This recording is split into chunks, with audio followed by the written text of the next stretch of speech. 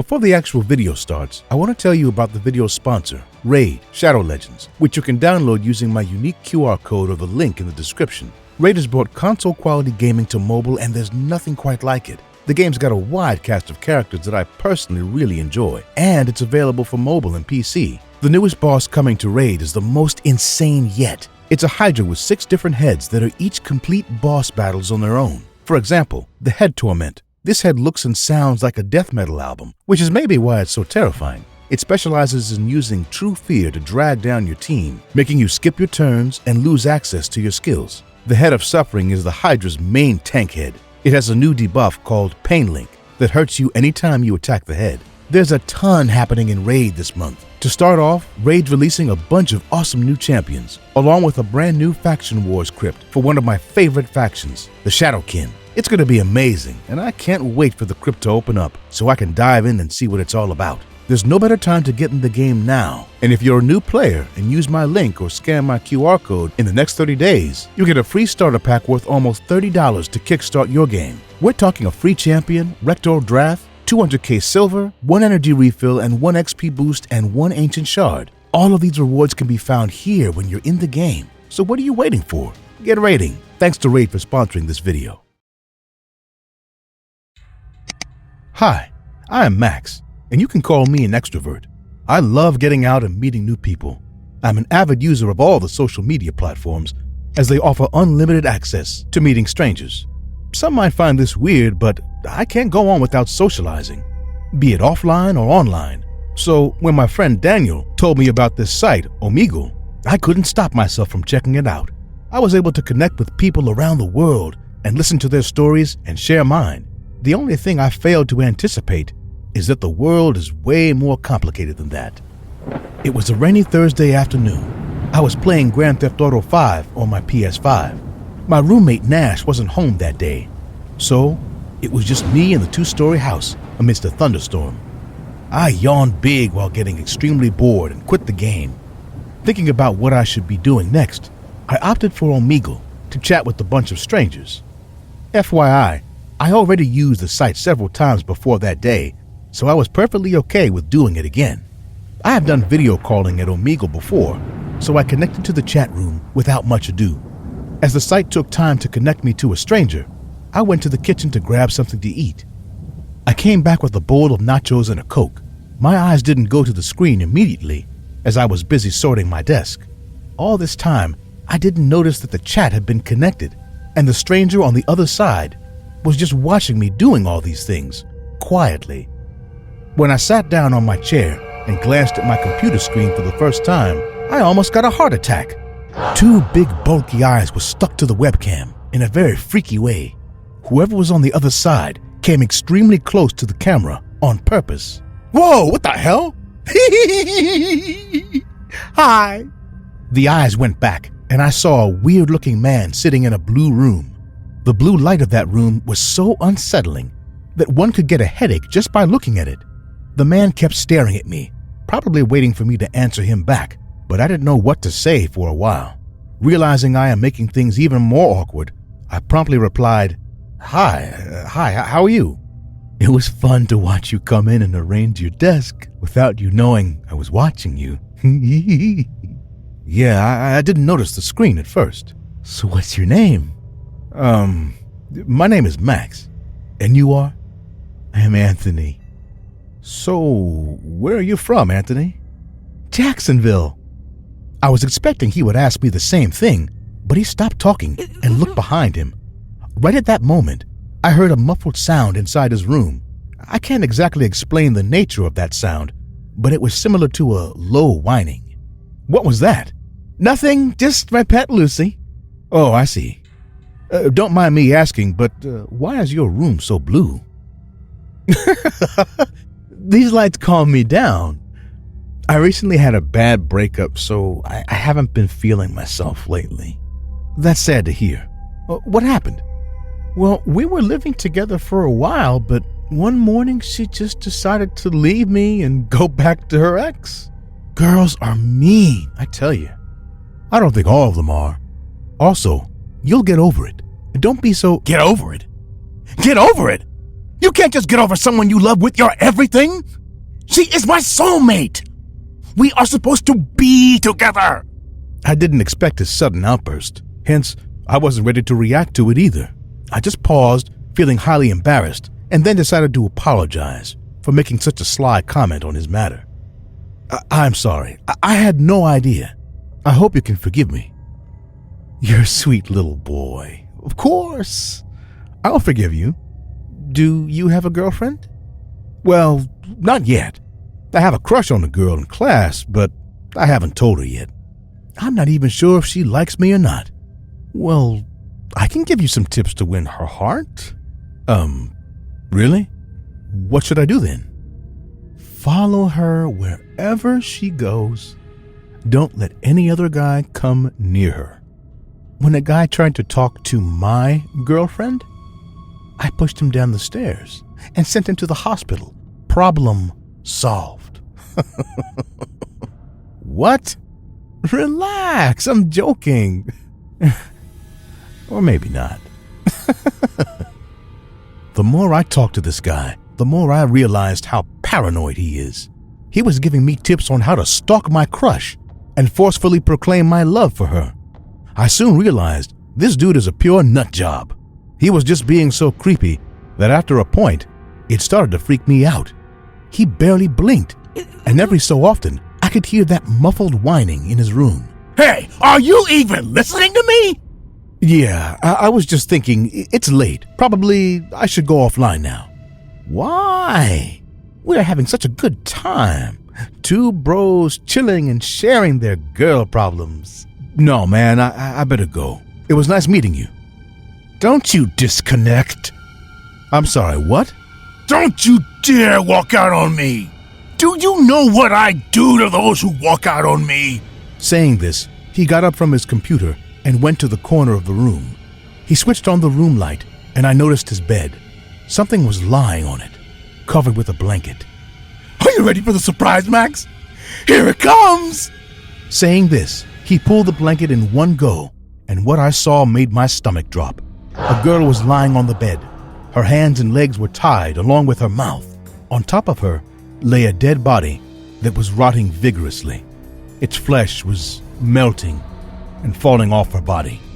Maggots were slowly crawling from that dead body to her face. It was the most disgusting sight one could witness. She whimpered while bursting into silent tears, and I finally understood the reality behind Anthony's pet, Lucy. The girl was facing the webcam, and I could see her looking at me with anxious eyes, asking for help. But there's no way I could have helped her at that moment. Lucy left me for her ex, even though I loved her with all I had.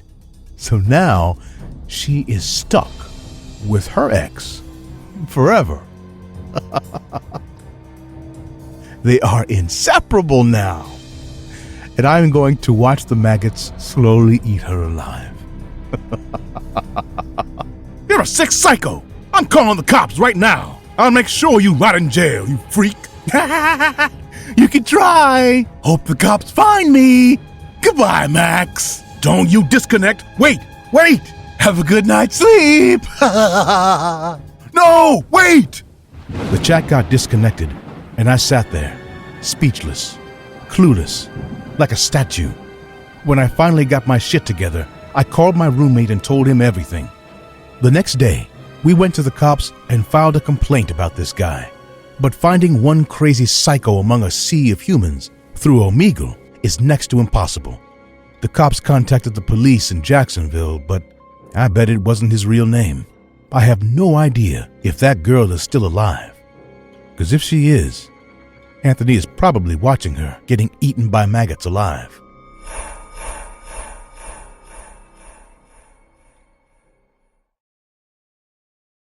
My name is Jean, and I'm 32. Every day, I remember that night as if it were yesterday. I was 17 years old, and my mom was on vacation. We had returned from the beach a few days earlier, but because of her seniority, my mom still had a week and a half to rest. That day, my mom didn't feel like cooking, so we decided to order food. My 9-year-old cousin was with us, and he insisted all night that he wanted pizza, so we indulged him. While we were choosing between the pizza varieties, I left the Omegle open for my mother to entertain herself. Once we finished ordering, I walked over out of curiosity to see my mother, who was interacting with a young man, no more than 30 years old. The young man had blonde hair, and his brown eyes were shining on the monitor. The moment he saw me, he gave me a big smile and continued talking to my mother. Is this your daughter? She looks just like you. I get that all the time. Don't we have the same nose? Yes, but I wouldn't know whose mother. Okay, that's enough, Casanova. Time for you to go play video games. I pulled my mom away from the computer and clicked next, but strangely, the guy was still there. Hey, it was just a joke. You shouldn't scold your mom like that. She was just having a good time. I can see why my mother had so much fun talking. I didn't know we had a clown in the room. That's a little harsh, miss. Aren't you getting a little jealous? Okay, bye. Without waiting for his response, I tried to close the Omegle, but it still didn't react. Somewhat confused, I opened the task manager and deleted the app's window, but it still wouldn't close. At that moment, I realized that the computer was malfunctioning, as the man kept talking to me. You don't have to be jealous, you know. I like older women, but that doesn't mean I have anything against you. Although, I should wait until you turn 18. How? Anyway, the show's over, asshole. I'm taking the battery out of the notebook. I'll see you never. Are you sure your mom would like a pizza with anchovies, honey? You sure? You didn't even bother to ask her. Shocked, I stopped halfway to closing the notebook. As if the man knew what I was about to ask him, he kept talking. No, Jean, there's no way your mom knew what pizza you ordered. Nor did she tell me your name or your age. I know all this, and a lot of other things about your mom, your cousin, and you. Like your address, for example. If you dare to turn off the notebook, you'll get to know me a little better too. The man's voice suddenly changed. His relaxed and humorous appearance had become serious and composed. This man seemed to perfectly calculate every word that came out of his mouth. What do you want? How do you know all this? For the first time, I had lost my angry teenage tone, and my voice became shaky and timid. Suddenly, I received an attachment that I innocently opened, knowing that it could have been a virus, but it wasn't. It was a video of my mother entering the house with groceries, unaware that she was being recorded. The recording was over, and I was seeing again the inflexible face of that man who was looking at me as if he was dead. I, on the other hand, had my eyes wide open, still in shock at what I had just seen. I'm only interested in answering the first question, since at this moment, I only want you to charge the notebook, since it only has 17% of battery life. Praying the man was wrong, I checked the battery and found, to my horror, that it was true. I felt so overwhelmed that while crying, I just stood up and put the notebook to charge, while my mother watched in astonishment, and my cousin kept asking for pizza. At that moment, I realized that I was facing a hacker, and I was at his mercy. Now we'll do this, little Jean. Your mom will go get the savings she has hidden in the hole in her bedroom wall. Then, she'll go downstairs and tip it to the pizza boy. She'll go back upstairs, and your cousin will enjoy the most expensive anchovy pizza of his life. How do I know they'll leave us alone after this? Girl, you've seen too many movies. Drop the heroin act, and make sure you don't keep the delivery guy waiting. He's got more deliveries to make. As I turned around to talk to my mom, she already had the money, and with tears in her eyes, she told me she loved me and went downstairs to deliver it. At that moment, a second camera opened to the entrance of the apartment, where we could see that some men grabbed my mother, who, even though she screamed and resisted, could not do anything against the men, who put her in a van and accelerated. As we cried, my cousin and I tried to reason with the man. Jean, what are those men doing to Auntie? My mother had all the money. Why are you doing this to us? I swear it was all. My mom wouldn't lie about this. Don't cry, little Jean. This was never about the money. It's just a big game. And congratulations, you guys won. This was because I ordered the pizza? I don't want it anymore. Give me back my aunt. Guys, I don't think you understand. This isn't about pizza or Omegle. If it weren't this way, you would have received an Instagram call, WhatsApp, phone call, or even a home visit. I actually have to thank you because through Omegle, I was able to get to know you better. I still remember how desperate I was. I tried to call the police, but my phone had no signal. I tried to escape from the house, but we were locked in. I even shouted, but no neighbor approached. It was as if everyone was involved in this. After a few minutes, the man who had silently observed all our desperation spoke again. Children, it's showtime. Please look at the screen. Suddenly, another window opened, and in it was my mother. She was tied to a chair. She was in a dimly red-lit room. Then, a masked man rushed up to my mom and violently slit her throat open with a knife. My cousin and I screamed desperately in indescribable pain. It was as if the world had come crashing down on us in just 2 seconds.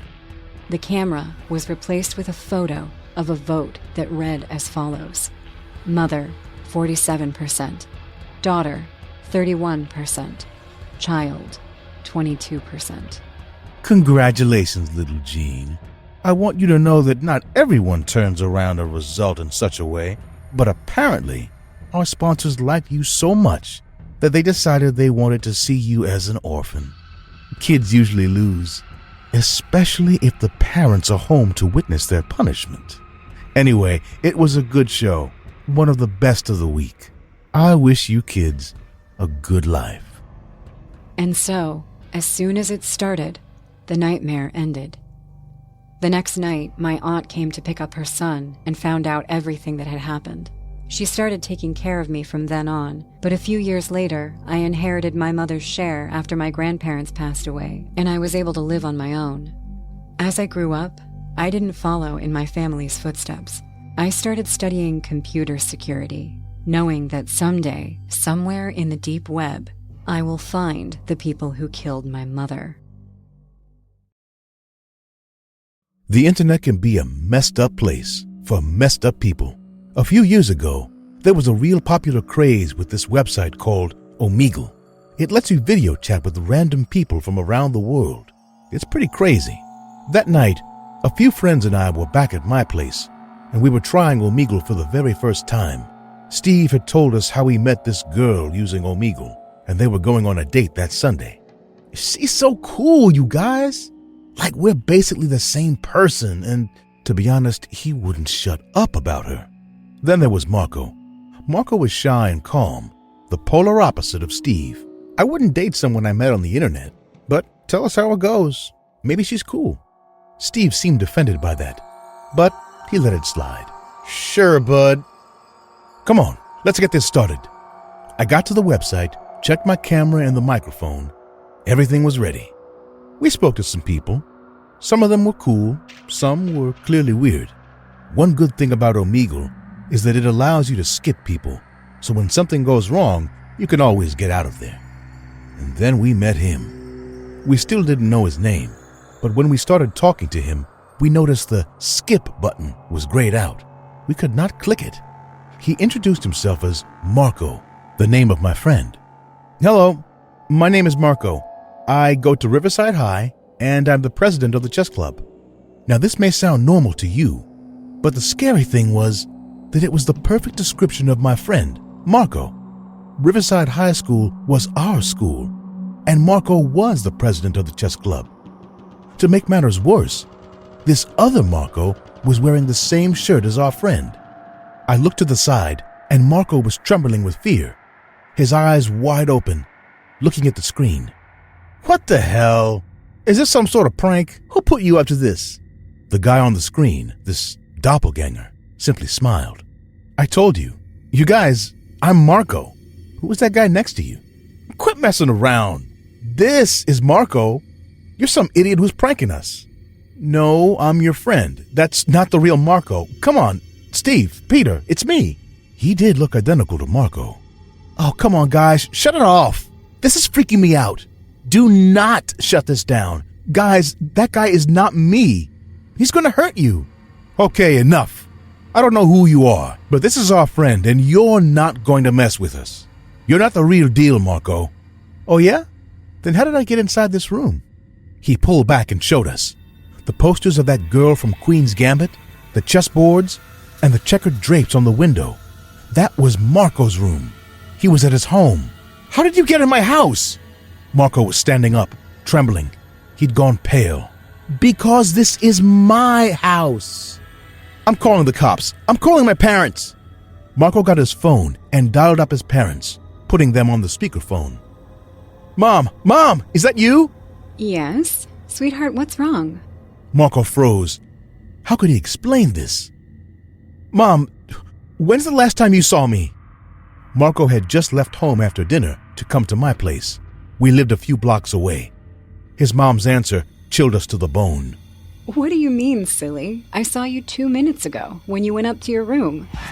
Marco nearly fell on his butt. I looked at the screen, and the imposter was smiling ear to ear. Mom, that's not me. I don't know who it is, but whoever is in the house, it's not me. Please, call the cops. Don't be silly, honey. I'll come up right now. I needed to talk to you anyway. No, Mom, please don't. She had hung up. A couple of minutes later, we saw it all unfold. On the screen, the imposter was laughing, but he was very still. A moment later, the door opened behind him, and when Marco's mom approached the imposter, he turned around in his chair. The woman clearly did not recognize him and stepped back, but he stood up and jumped on her, tripping her and sending her to the ground. No! Mom! A moment later, the imposter stood up and looked at the screen. He was covered in blood and holding a knife in his hand. Look at what you did to your mom! Marco was on his knees. He could not stop crying. You just killed your mama! The man on the screen began laughing hysterically. And now you're gonna kill your dad and your little sisters! Steve was the only one who snapped everyone out of it. He stood up, went to the back of my computer, and pulled the plug. Let's go! He yelled the order, and we started running down the stairs. My parents asked what was happening, so I told them something bad happened at Marco's place. Please call 911 and tell them to go there immediately. We made it to the street, and we ran to Marco's house. When we got there, it was too late. The door was open, and all the lights were out. When we came into the hallway, there were blood splatters on the wall, and in the living room, there were the bodies of Marco's dad and his 2 little sisters. Marco fell to the floor, shaking and crying. Goddamn bastard! A few moments later, the police showed up and took Marco away. We told them everything that had happened, but they did not believe it. An identical doppelganger? They thought we were crazy. But we all know what we saw.